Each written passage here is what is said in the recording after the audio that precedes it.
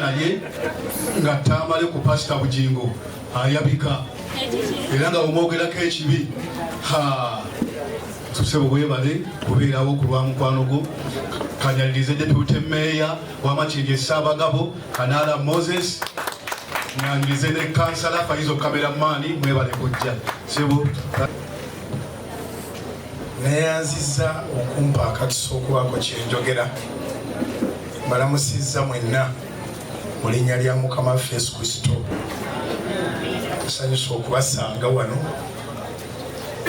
Tamala emirundi ebyokumwogerako bingi, naye abadde mukwano gwange okumala ebbanga gwanvu.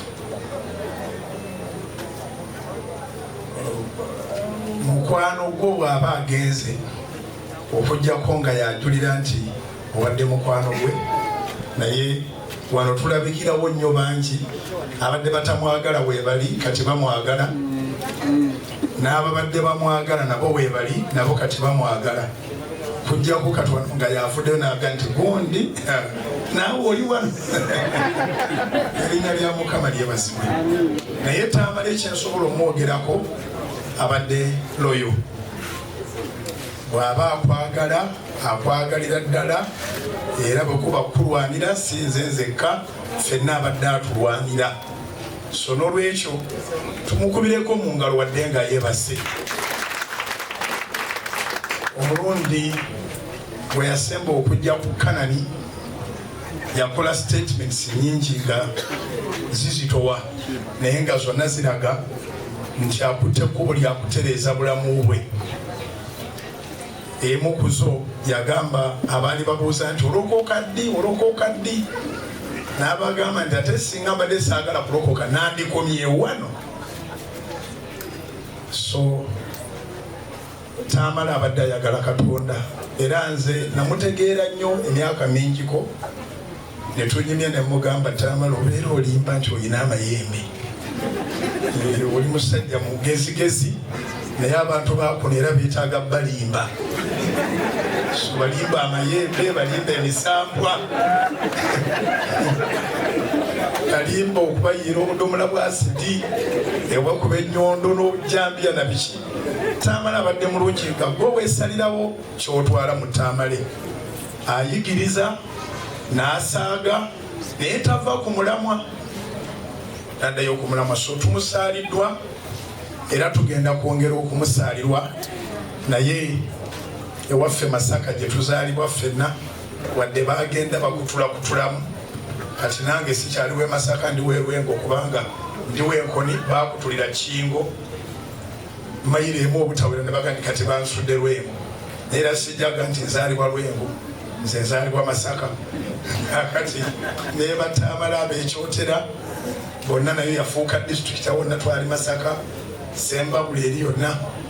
Naye waffe bagamba nti okuzaala kwe kuzuukira.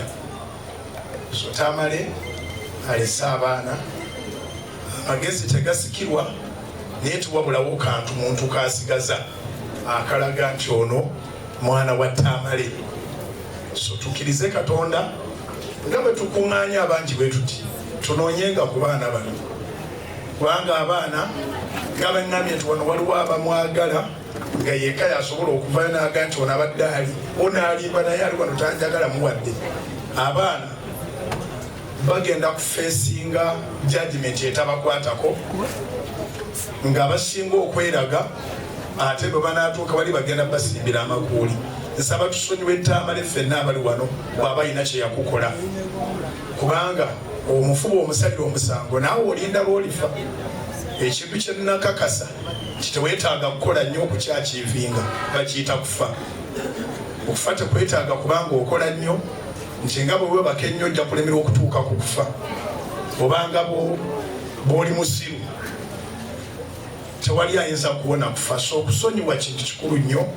Abali wano n'abatulaba ku mikutu egy'enjawulo, Tamale asobola okuba nga yakunyiiza, naawe ojjukiranga nti wanyiiza abalala. Abagezi bagamba nti bw'okola bw'oti n'osonga mu mwami Kanaala, kati zino ennya zikomawo eno, olumu lwokka lwe luli eri, ate waliwo olunene nnyo olukulumiriza. kyana kisajja yebeekulumiriza tusonyiwe abaana tubayise bulungi abaana tubaagale obanga ddala tumiisinze Tamale kati ate abaana tubeere nga tubasembeza ate tumuyigireko ebintu bingi. Tamale abadde loyo abantu abalinga Tamale kizibu okusubwa eggulu. Abantu abasubwa eggulu be bantu abalimba bannanfuusi takwagala ate n'ateeka otunnyo kungulu. Amannyo gafuna eddagala buli kaseera abantu bagasenya takwagala munaaka n'ateeka amannyo naye ng'akulengerera eringo era kizze kati bw'oba baleetusensa okulabanga wabula. Tamale tasobola kukwaniriza nga takwagala ate nekyatakwagala akikubuulira era byebimuze ku byembadde mwagalira. Ate era bw'aba akwagala akwagalira ddala ne bwasanga nga mulwana amala kukuba n'abuuza naye tubere tukubira oli tubikubidde ki. So taata tweyanzize nnyo tweyanzeeke ffe bannamasaka tuli bakozi era bwe tulwana n'otuuka ku nnamba emu n'obanga osobola omukwatako mu ngalo ate tuba situmazeeyo. So Tamale izanakiva asobodde okutambula ne pulezidenti mu nnyonyi y'emu ndowooza visa tasobola kuzibala. Tetulina bingi bye twetaaga kati abali wano ffe tusoomoozebwa. Onoosobola okutuuka ku buwanguzi Tamale bw'atuuseeko myaka 6. Emyaka si kyekikulu naye bw'abaddewo atuuse ku ki. Abantu batuuka ne ku 10 nga tewali bamumanyi naye ku 6 Tamale akimeekinze n'abaana be abamanyisizza era bajja kutambuliranga ku linnya lye. Nze weebale nnyo mbadde nfolowinga era yatuula nannyumizaamu. Muzeeyi yamujja mu kyalo mwebale n'okumusipotinga nti mugezi era abadde mugezi era mu bantu abatagenda kutuuka mu gulu babagambe talanta mwagiziika atali mu bavunaanibwa kuziika talanta eyo agijjeyo n'agikozesa maximum le. So abali wano tetumukubireko mu ngalo waliwo omwana omuwala azikubye abali wano temuziika talanta. Ensi ya kaakati etiisa naye mu kitabo kya Yeremiya essuula 1 olunyiriro olw'7 Yeremiya yali ayagala okugaana okukola bye baamutuma okukola. N'amugamba Mukama ndi mwana muto ate kaakati nsi omuto n'amugamba sirika toyogera nti ndi mwana muto kye naakugamba nga kyonookola nga gye naakutuma nga gyonaagendanga. Mu mulembe gwaffe abantu batya bannaabwe era bannaffe baafuuka ensolo naye ate bw'oguma nabo batyamu.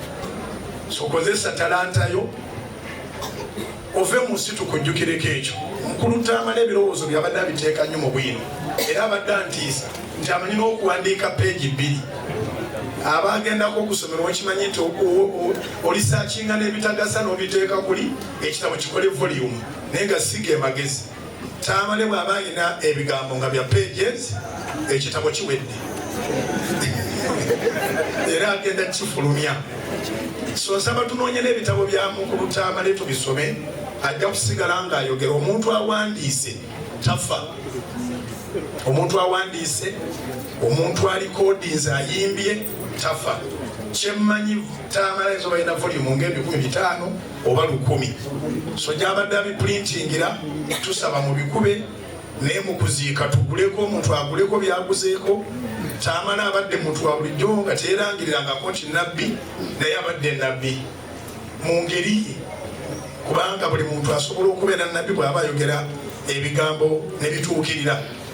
So nga ekintu bwe kibaawo mujjayo akatabo kange akatabo volume 17 kenawandiika emyaka 9 egiyise n'atula ku TV n'akabasomera. Awandiika kazi bigambo by'abantu abakulu mu bitwale nga bikulu kubanga nabo bakulu byoyitamu babiyiseemu. Ngenda kubanga mpulidde nti gavumenti ebintu yabikozeeko ebisinga obungi naye ate kyemmanyi ebirala naffe tusobola bikwasaganya ng'abonyuma. So ndeeseyo $1 million gyenjagala okuwa namwandu ebyetaagisaako abeere nga bikwasaganya mpolampola. N'obaako obwo Mukama abankuumire tuwangaale tufune okusoomozebwa nti bw'oliva mu nsi bali kuŋŋaana bajja kwenyiga. Fuba okolagane n'abantu musuulire ddala eŋŋombe egamba nti tombuulira abantu bantama abantu saagalira ddala eyo ŋŋombe onfu nnyo. Abatume bonna ndabye Imam Kasozi wano senso okulaba bannabbi ne Yesu Kristo bakuŋŋaanya abantu naye Katonda akyetaaga abantu. Kati gwani ateetaaga bantu? Kubanga bino bye tuyiya byonna ka sayansi katono Katonda asobola okusinzira waggulu awo buli muntu n'awulira. Nakati olwaleero kubwokuna njagala kino abakigondera ne bakigondera, abakikyawa ne bakikyawa, naye Katonda era alondayo abantu. Era ndi omu ku bannamukisa be yalonda ampiseemu ebigambo oba okkiriza oba ogaana kubira Mukama engalo ez'amaanyi. Abantu beetaaga, abantu bagasanga oli mulamu, abantu bagasanga ofuddewo. Bwe tukuŋŋaana bwe tuti waliwo ekitiibwa omugenzi kyafuna n'ab'ennyumba baguma. So Mukama bampeera omukisa kandabe akutte ekitabo eyoono nakulabyeko n'ekiro nange waffe osuubiza otuukiririzaawo kiba kiwedde nsozijja kuyambako. Mukama abagumye abazeemu amanyi. Mumeze emikono tusalire ku famire eno. Katonda wa Ibulayimu ne Isaaka ne Yakobo kitaffe gwe tumira maaso nga tuweereza bulijjo, gumya famire eno.